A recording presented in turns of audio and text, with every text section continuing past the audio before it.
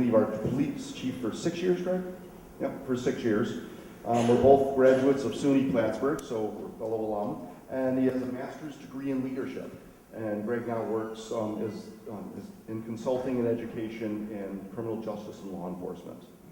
So, you know, Greg's written 2 books about the Prohibition era and gambling and gangsters in Saratoga Springs, and tonight he's going to tell us some stories. First, Greg Veitch.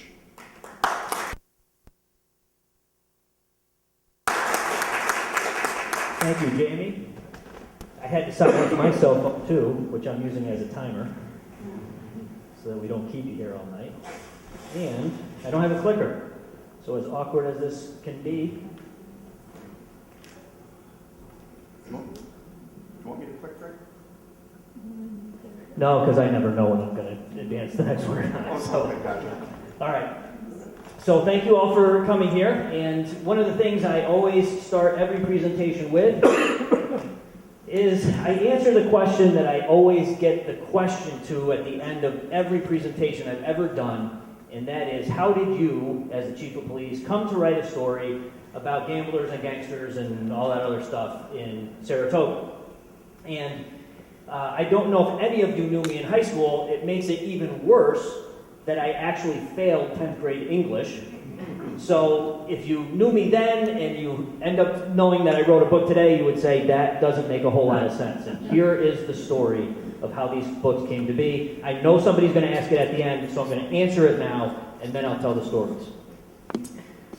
When I was a little boy, probably 5 years old, I grew up on Circular Street. And at that time, which would be the late 70s, my family, my grandfather and his brother, owned the building that is the old Bryan Inn today. That was the Veitch homestead where my great-grandfather Sid and his wife Bee had a laundromat for many, many years, and there was an apartment in the upstairs, which is where my father grew up and my grandfather lived.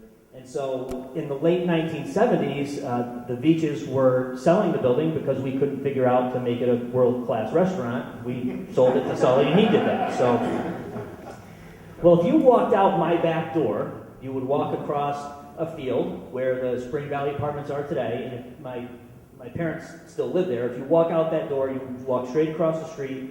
You're basically going to walk straight up those stairs on High Rock Avenue, and you'll be at the old Bryan Inn. Well, since we were selling the building, we were having like a family get-together, saying goodbye to this wonderful landmark, and one of the elder Veitch men told me this story about my great-grandfather Sid. He said, back in the old days, your great-grandfather was in a car when they shot a guy and dumped him at the hospital. And that wasn't the point of the story, that he was involved in some sort of shooting. They wanted to tell me that when the police came and interviewed my great-grandfather, he said, well, look, I was sitting in the front seat, they shot the guy in the back seat, so I don't know nothing about nothing, and I can't help you. Which apparently was hysterical to the older Veitch men. As a 5-year-old, I just knew this story about my great-grandfather being involved in this sort of nonsense. And I didn't hear any other stories about my great-grandfather. The only thing I kind of knew was that he was a bit of a ne'er-do-well. I know that he wasn't my father's favorite or my grandfather's favorite person. So the story kind of fit, but I didn't really know anything else of it. Well, fast forward to my police career. When I go off to college, I come back, I start working for the PD. In 11 or 12 years in my career, I'm the detective division lieutenant. And I'm in charge of the archives, except I don't know that we have archives or where they are, until a detective calls me and he says, hey, can you go down and look at our old cases? There was this case from the 1980s, and it always never sat well with me. Can you just go double check? So I find where the archives are. I go down there. I check the case from the 80s. There's nothing wrong with it. That's not even part of the story. Part of the story is that case was fine, but my father's a history teacher, and I'm a bit of a history buff, and I'm in the archive area for the first time, and I think I should look at the oldest case we have. Wouldn't it be neat to know what that is? So I go to the oldest box, I open it up, and there's a folder on the top. It says Perillo Murder, 1936. I open it up and I start reading the report, and it's about a guy who got shot and dumped at the hospital in 1936. And I'm like, the rest of my family story is going to be known, except my great-grandfather Sid is nowhere near this story. He probably just told people that so that he would sound tougher than he was.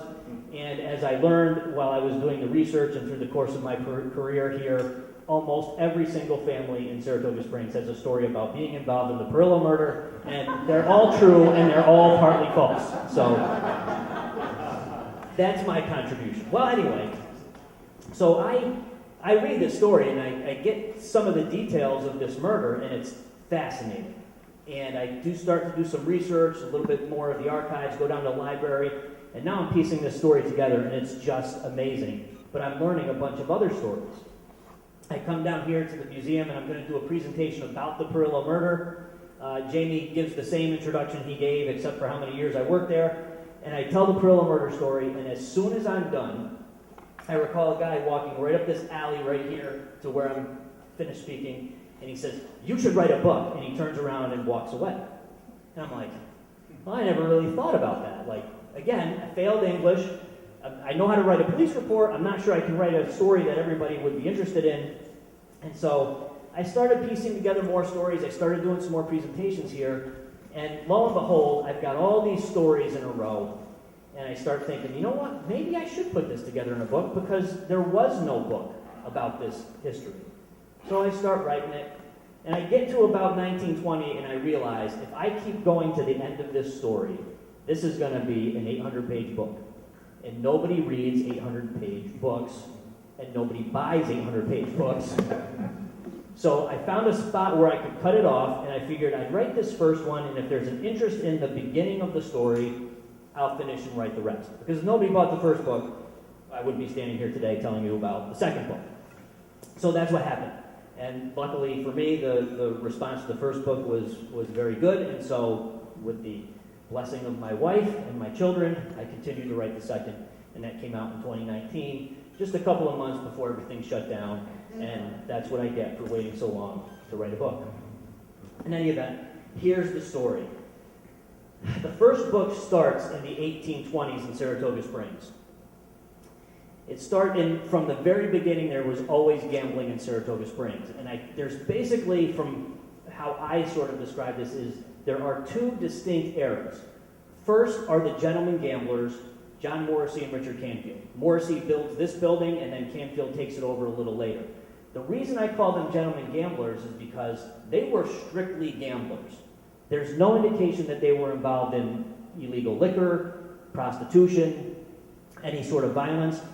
Well, I mean, Morrissey was the bare-knuckle boxing champion, but street-level violence, you understand what I'm trying to say. So Morrissey and Canfield were sort of gentlemen gamblers, and one of the things that they did was they had 3 rules for this place that we're sitting in.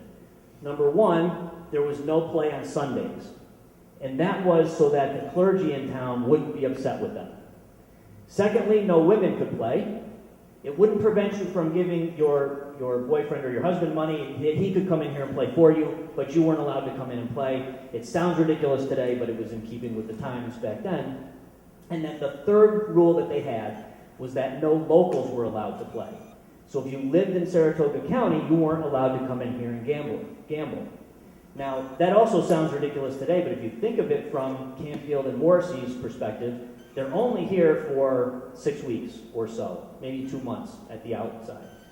And if you are from New York City and you come in here and you gamble all of your money away, where do you go? You go back home to New York City and you're mad at Richard Canfield for 11 months. If you're from Saratoga Springs and you lose all your money in August, you have 11 months to get everybody else in town mad at Richard Canfield, so they will put pressure on him not to open. Now, to me, that's smart. For these two guys, they didn't have to go and pay off the politicians necessarily. I'm sure there were payoffs, but not on the scale that there was down in New York City or some other places. What they did was, if they found out that your church needed new steps, at the end of the summer, they came with a check to pay for your new steps. If they heard of a single mom who was having trouble with her mortgage, they might pay off her mortgage. You see, back then, charity was the cost of corruption in Saratoga Springs. So they were able to go through the whole time from Morrissey started around 1850 gambling here. Canfield, he takes over the building, He ultimately has some successful years. I can't tell all those stories, but actually they're worth $25 if you want to buy the first book. Morrissey comes, and his last year here is 1907. He finally closes up shop, and for about 10 years, Saratoga Springs actually keeps a clean town. The police department goes and raids gambling places. They lock up the prostitutes. They try to keep things under control, and that was Commissioner James King. He was the one that was leading the charge for that. So for about 10 years, it was clean in Saratoga Springs until 1917, when this guy shows up, Arnold Rothstein. Arnold Rothstein, if you're familiar with the history of organized crime, is considered the grandfather of organized crime. He took organized crime from a very local, ethnically based sort of street gang mentality to an international conglomerate like we think of today. Arnold Rothstein could have cared less about the opinion of the people of Saratoga Springs. He just came with a suitcase full of cash and started paying off all of the politicians who were only too happy to take his money. In 1917, he comes and he partners up with a guy named Harry Tobin, and they open the Arrowhead Inn, and they make so much money that Arnold Rothstein starts telling everybody that he's going to make everybody forget about Richard Canfield and John Morrissey. He buys property out Church Street, and he builds the Brook Tavern, which is the picture, or the Brook Resort, which is the picture right there. It's the first time that we see the model of a casino, nightclub, and restaurant all in the same place. Where the Brook is if you go out Church Street, up and over the railroad tracks, there's a street that comes in from the left, which is Buff Road. Across the street, on the top of the hill, is where the Brook was. It's a private residence today, but that's where this resort would have been. So Arnold Rothstein is here, and I lost my train of thought. Where was I going with the Brook? Oh, he says he's going to make everybody forget Canfield and Morrissey, and two of his young workers here were Meyer Lansky and Lucky Luciano. They both dealt cards and spun the roulette wheel as they were learning this sort of business of organized crime. Now, those two being here learning the game from Arnold Rothstein, it's my view that Meyer Lansky took the concept of the casino, nightclub, restaurant to Bugsy Siegel and out to Las Vegas. So you could say that Las Vegas was born on Church Street in Saratoga Springs. Now, I know that we may or may not have invented the potato chip, or standard time, or there's some famous song that somebody says was written in a bar here. All I know is that Las Vegas wouldn't be here if we didn't have the Brook on Church Street. So, yay, Saratoga. The problem with Arnold Rothstein, not so much that he comes and he pays off politicians and the police for the privilege of running a gambling place. The problem is that along with Arnold Rothstein comes a number of underlings. And these guys are not nearly as adept at paying off the politicians as Arnold Rothstein is. A couple of his underlings, his associates, they decide that they're going to open a gambling place at 210 South Broadway, which is this building right here in the photo. It's got the arched window there. This is at the corner of Circular Street and South Broadway. The Stewart's parking lot would be where this white building is. Where this white building is. And Stewart's would be set back from the road, right where 210 South Broadway is. Rothstein's underlings managed to get themselves raided on July 31st, 1919.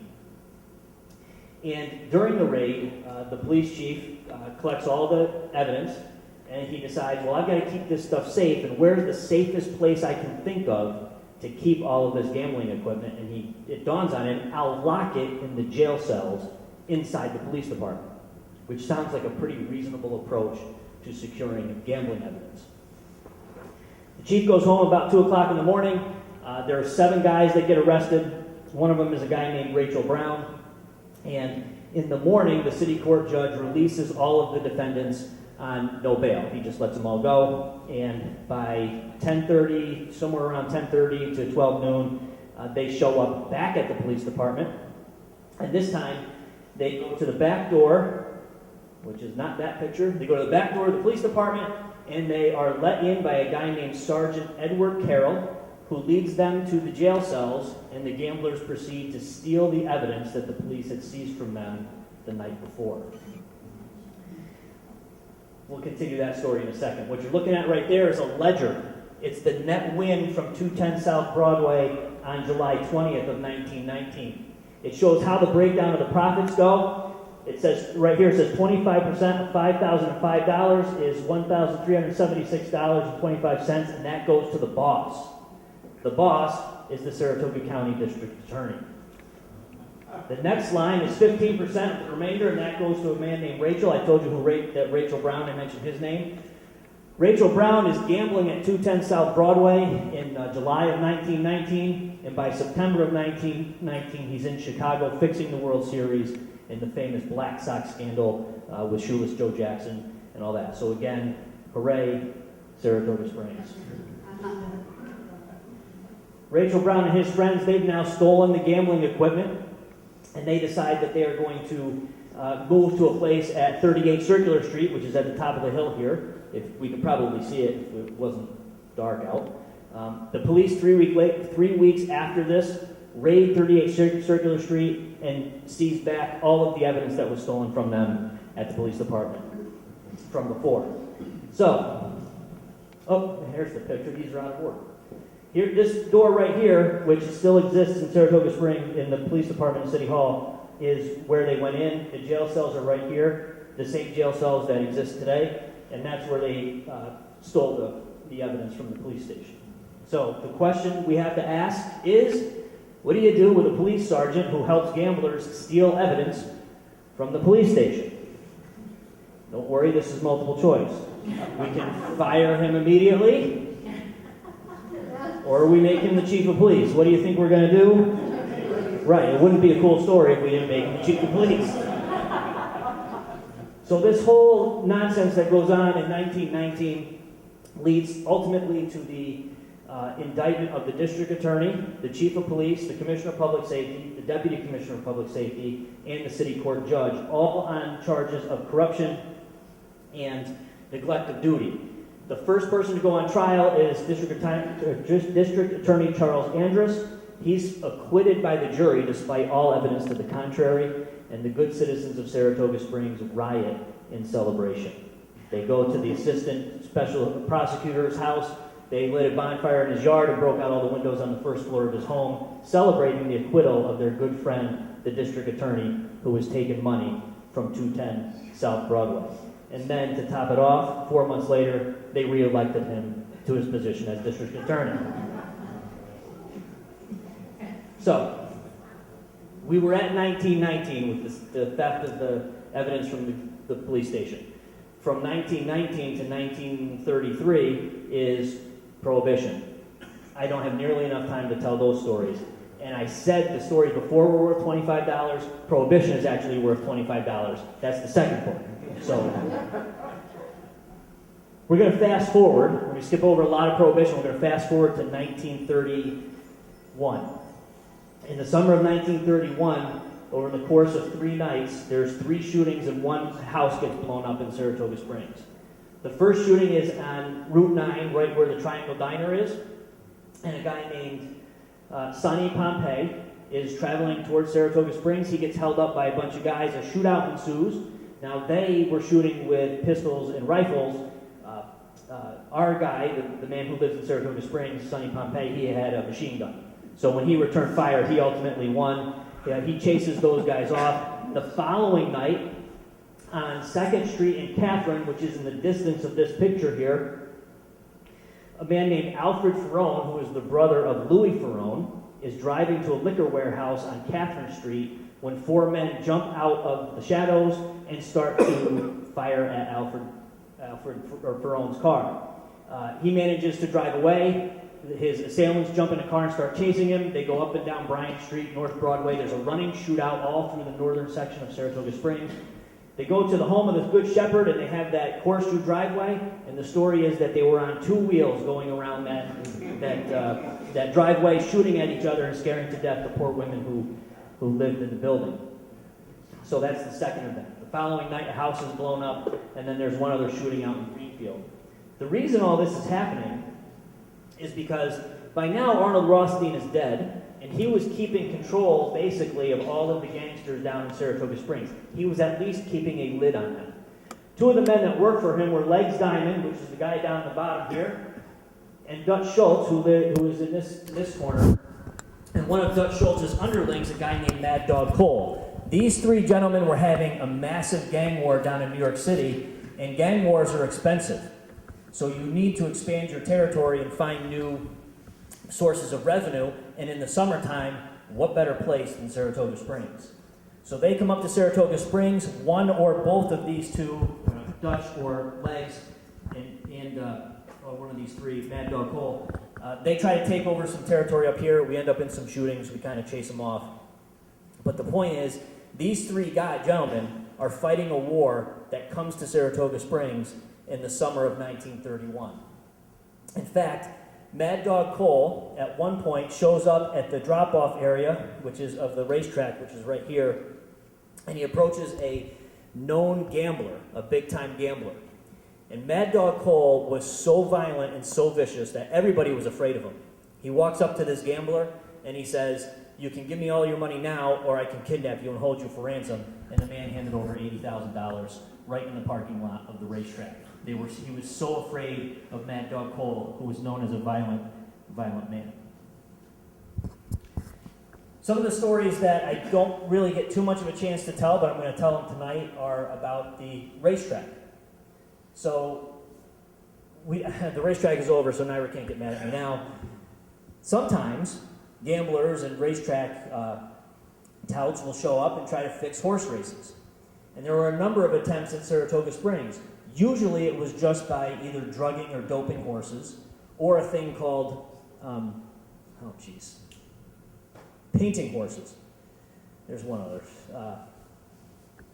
Drugging or painting horses were the two main ways they did this.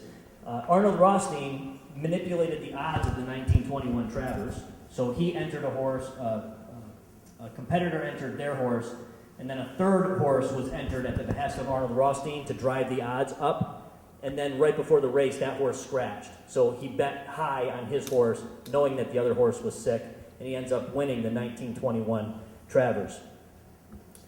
A horse painter I mentioned, which is kind of an odd thing to say, is somebody who literally paints horses. So you would take a slow horse and a fast horse that were similar in height, and you would paint the fast horse to look like the slow horse, and then you enter the fast horse in a race under the name of the slow horse, and then you bet on the fast horse, and when he wins, you get the windfall from the bet. Does that make sense? Okay. This guy right here is in the jail, who's coming out of the jail cells in Saratoga Springs. His name is Peter. He goes that he dropped off a fare in Boston Spa, and when he did, they went into the house and came out 30 seconds later, telling him to leave the car running. And when they did, they were being chased by men with guns, shooting at them. So he drove up to Saratoga Springs and eventually lost control of his car and crashed. And then he was dropped at the hospital. Nobody remembers poor Courtney because he was just a taxi driver. That was 1932, working for Legs Diamond. Now this guy got shot and dumped at the hospital, and he died. So this is the one we remember, the most famous unsolved murder in Saratoga Springs history. In December of 1936, Adam Perillo is shot, dumped at the hospital. He's found by the nurses, and on his deathbed, he names his shooter. They ask him, "Who shot you?" And he says, "A man named Sonny Pompey." You remember Sonny from the shootout a few years earlier? Sonny was involved in the shootout, and Adam Perillo on his deathbed says Sonny Pompey is the man who shot me. So the police do an investigation. This is just some of Adam Perillo. He's a Saratoga native, and some of his history here. He's first arrested for truancy. He does a couple of armed robberies in Saratoga and Mechanicville. He ends up in Buffalo, where he starts drug trafficking. He gets arrested there. He does some home invasion robberies in Ohio.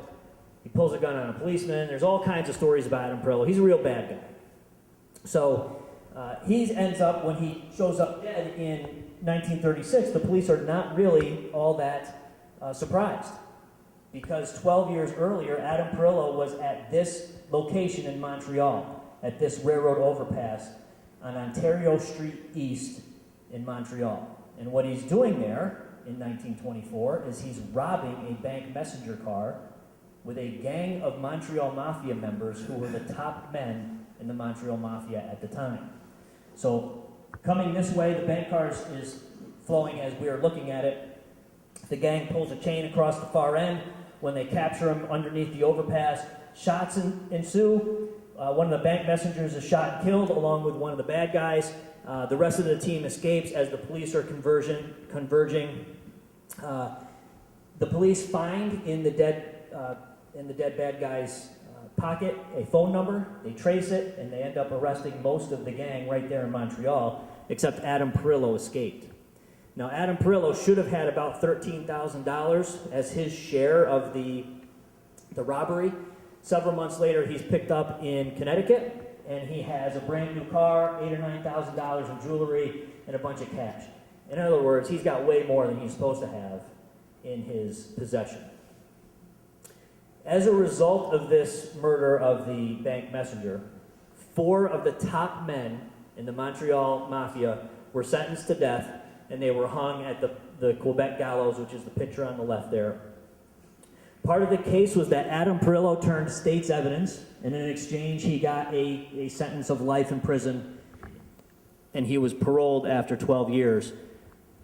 He was released secretly from prison in September of 1936, and a few months later in December, he's shot and dumped at the hospital. Now, one of the interesting things is that even though he named Sonny Pompey as his assailant, when they picked up Sonny, this is what he said. The chief asked him, "We want you." He says, "What are you doing?" I'll let you read that there as I tell the rest of the story. He denies ever shooting him, and this is the only time they interview Sonny Pompey. They have no other witnesses. They have no other... Oh, okay, if you guys can't read it, here's what happens. They bring Pompey down, and Pompey asks the chief, "What do you want?" The chief says, "I want you." Pompey says, "What for?" "For shooting Adam Perillo." "Is he dead? Who shot him?" Rock says, "He says you did." And Pompey says, "Well, he's full of..." I'm not going to swear publicly. That's what he says. That's it. That's the only interview they get. They have no other evidence. And yet, 7 years later, they try to bring a case against Sonny Pompey. The deathbed confession is not allowed in, and therefore there's no evidence against Sonny. And Sonny is acquitted and never does a day in jail for their murder of Adam Perillo. The only problem I see with that is this. There were 3 informants in the Montreal robbery case. The first was Ciro Nieri. He turned state's evidence immediately, and the year after he got done testifying in 1925, he was deported to Italy and immediately tortured and killed by the mafia over there. In 1932, the second informant, named Salvatore Arena, he was at a pro-Nazi rally in New York City with thousands of other people. He was singled out of the crowd and chased down a subway platform and murdered. His murder was never solved.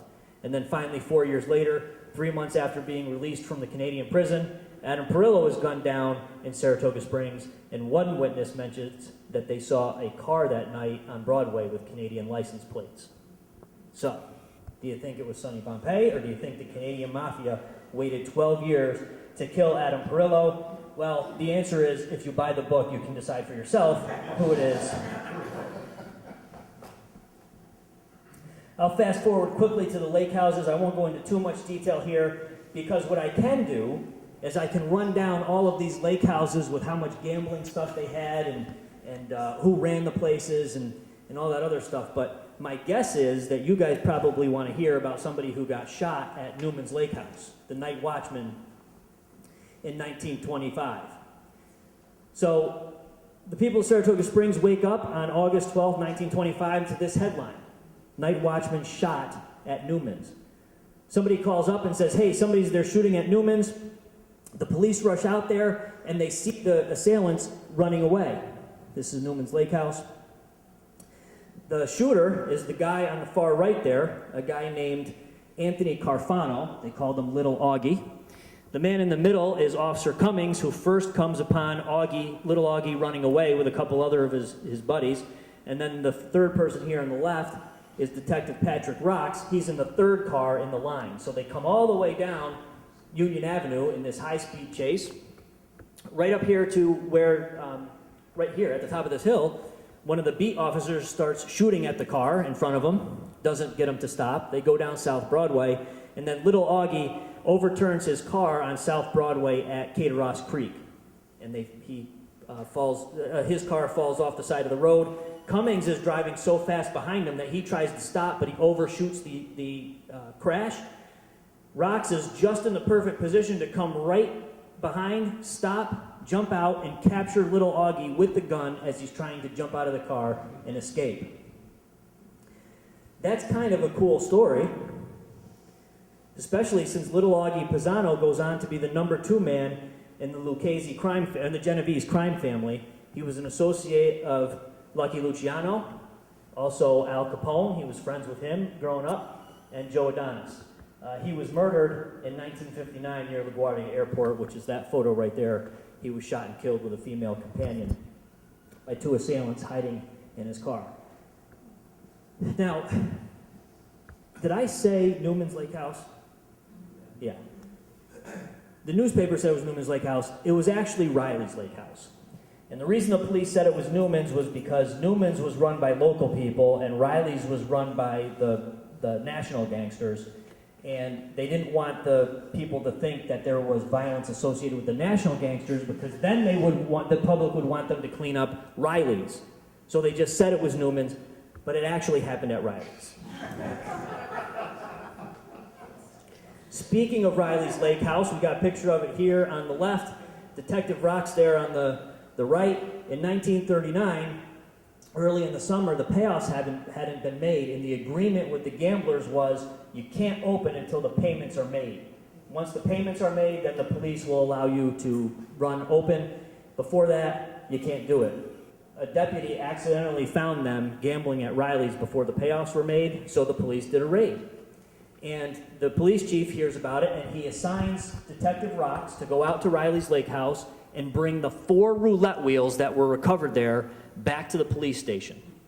Detective Rocks shows up at the police station with 1 roulette wheel. He's given 10 days to return the other 3 roulette wheels, and when he doesn't, he's fired.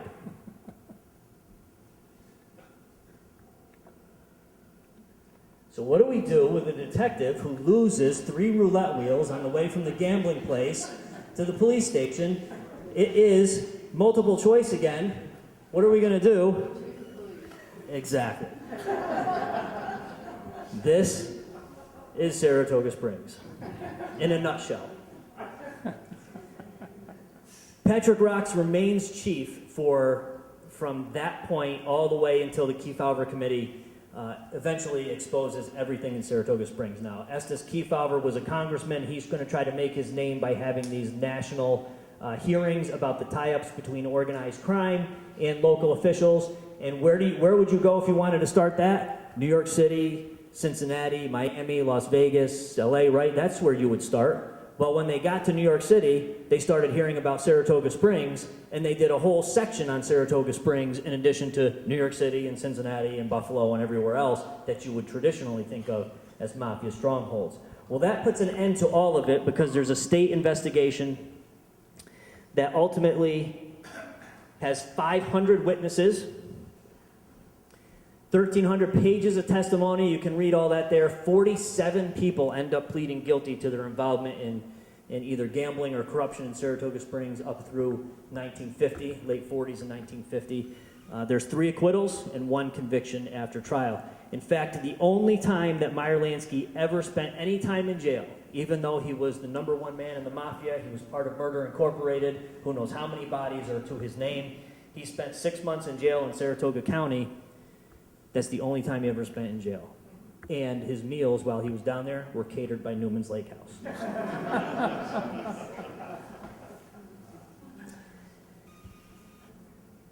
So, over the years, I don't have nearly enough time to tell all these stories. I think we're coming to the end here. But take a look at the names that have associations with Saratoga Springs. Arnold Rothstein, we've talked about him. Rachel Brown, the man who fixed the 1919 World Series. Little Augie Carfano, he's the man that shot up Newman's, well, Riley's. Alvin Karpus was FBI's public enemy #1. While he was on the run, he was hiding out near Lufberry Lake. Bitts and Spatale are two gangsters who were chosen by Charles Lindbergh to be the go-between when his boy was kidnapped between him, the authorities, and the underworld. Oni Madden, killer Oni Madden, he's on the cover of the book. He used to hang out in the Grand Union Hotel. Meyer Lansky was the Arrowhead Inn, Piping Rock, associated with Lucky Luciano, etc. Spent his time in jail here. Lucky Luciano, I didn't even talk about the Chicago Club, which was on Union Avenue. That's what Lucky Luciano ran. Dutch Schultz, supposedly they were around here hunting for his treasure not too long ago. Mad Dog Cole, you see these folks. Joe Adonis, another big one. Frank Costello, Doc Stature, Doc Throne, Lefty Clark. I'm going to close with this story. If you are familiar with the Godfather movies, there's a scene where Michael Corleone goes down to Havana and he meets the old Jewish gangster and they have this conference and there's all these gangsters, right? That's an actual true story. There were 13 of the top mafia members in the country there.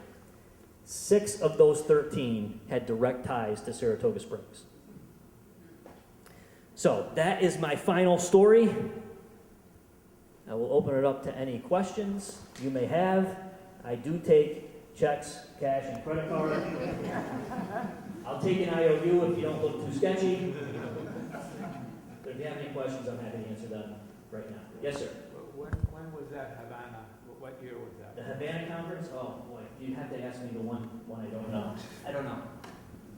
I think I wanted, my recollection is the late 40s or mid 40s, but I'm not actually, I don't know for sure. I would have to look at the books.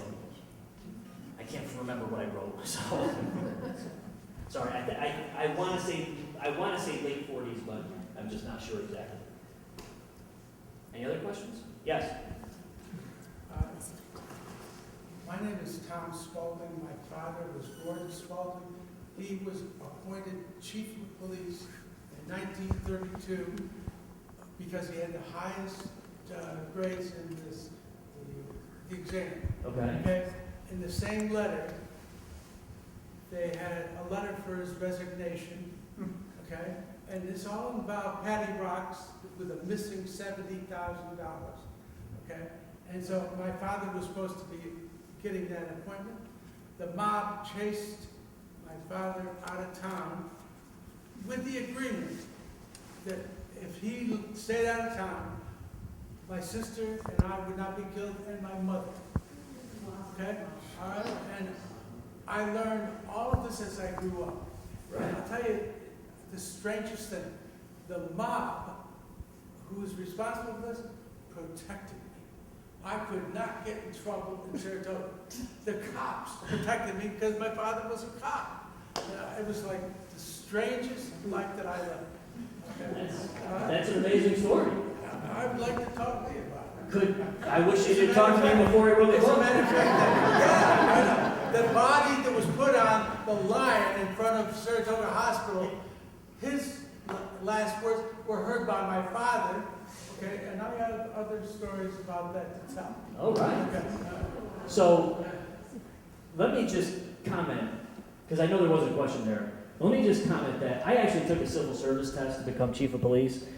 I didn't have to do any of that, and I didn't have to bring a suitcase full of money, just so that we're all clear, right? Like, after Kefauver, you didn't have to bring, bags full of money down to City Hall, just so that we're all clear about that. Anything else? Yes. I have a date for you. It was 1946. 1946, the Havana Conference. Thank you. That was close. Yep. All right.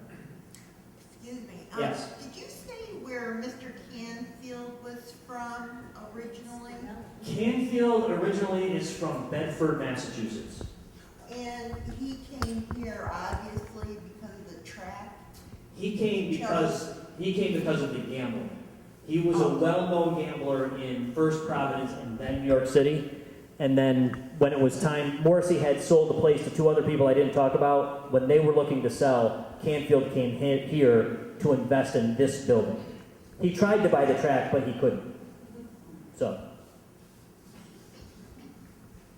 any other questions? Okay, I'll be over here. Thank you all for coming.